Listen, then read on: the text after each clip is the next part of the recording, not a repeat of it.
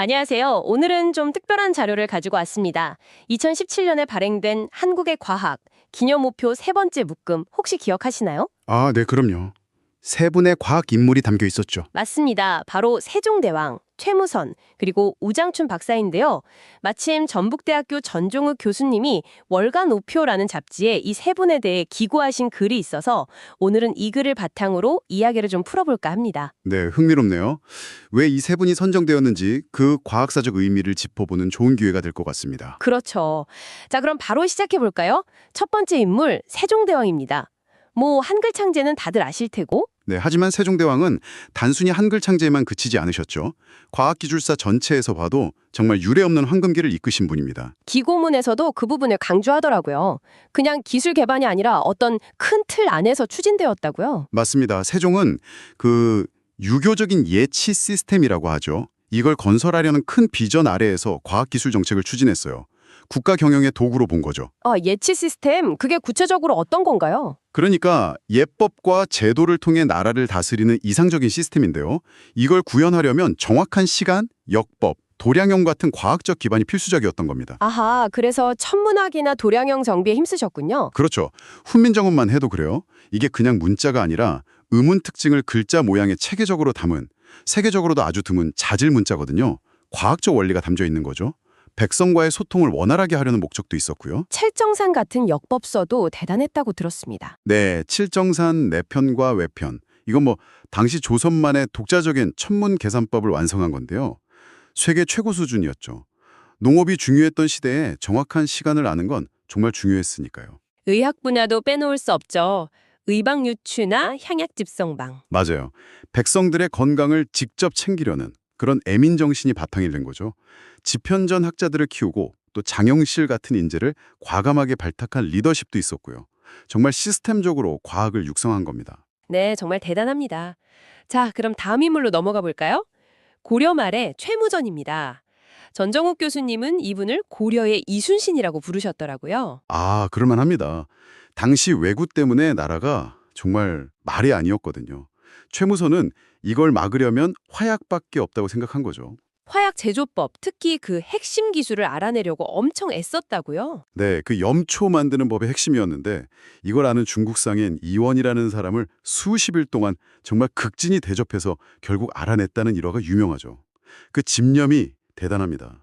기술을 얻고 나서 그걸로 끝난 게 아니라 아예 국가 시스템으로 만들었죠. 바로 그 점이 중요합니다. 개인적인 성공에 머무르지 않고 조정의 끈질기게 건의해서 화통도감이라는 공식 기구를 설치하게 만들었어요. 화약 무기를 전문적으로 연구하고 생산하는 곳이죠. 거기서 이제 새로운 무기들이 막 개발된 거군요. 네, 대장군포로라든지 또 주화라고 해서 지금의 로켓포 원형 같은 것도 개발했고요. 이 기술이 제대로 힘을 발휘한 게 바로 진포대첩입니다. 아, 진포대첩. 그 유명한 해전이죠. 네, 1380년인데 우리 배 100여 척이 최무선이 만든 화포로 외선 500척을 그냥 완전히 박살냈습니다. 압도적인 승리였죠. 와, 100척으로 500척을요? 대단하네요. 그렇죠. 이게 단순히 전투 한 번 이긴 게 아니라 왜구의 기세를 완전히 꺾어버린 결정적인 계기가 됐어요. 백성들 생활 안정에도 크게 기여했고요. 또 아들 최해산에게 기술을 물려줘서 조선 초기 국방력에도 영향을 미쳤죠. 위기 상황에서 정말 기술의 중요성을 꿰뚫어보고 실천까지 한 인물이네요. 자, 마지막 인물입니다. 우장춘 박사님. 네, 우장춘 박사님. 이분은 사실 씨 없는 수박 개발자로 잘못 달려진 경우가 꽤 많잖아요. 저도 어릴 땐 그렇게 맞아요. 그 오해가 참 깊죠. 씨 없는 수박은 사실 육종학이 얼마나 중요한지 보여주려고 잠깐 시연하신 거고 그게 와전된 겁니다. 그럼 박사님의 진짜 핵심 업적은 뭔가요? 기고문에서는 종이의 합성 이론을 꼽던데요. 네, 바로 그겁니다. 종의 합성 이론, 그리고 그걸 그림으로 나타낸 우장춘의 삼각형. 이게 정말 세계적인 업적이에요. 종의 합성 이론. 그게 어떤 개념이죠? 좀 쉽게 설명해 주신다면. 그러니까 서로 다른 종, 예를 들어 배추랑 양배추는 다른 종이잖아요. 이걸 교배시켜서 완전히 새로운 종, 유채 같은 걸 만들어낼 수 있다는 걸 실험으로 증명하신 거예요. 아, 교배를 통해 새로운 종이 탄생할 수 있다. 네. 이게 당시에는 진화론의 일반적인 생각과 좀 다른 아주 혁명적인 발견이었습니다. 유전학, 육종학 분야에 큰 획을 그은 거죠. 그런 대단한 연구를 하신 분이 해방 후에 우리나라로 오셨다는 게 참 맞아요.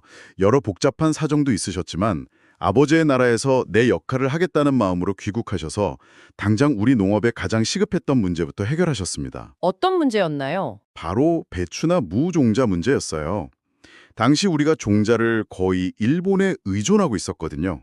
이걸 우리 손으로 자급자족할 수 있게 길을 트신 거죠.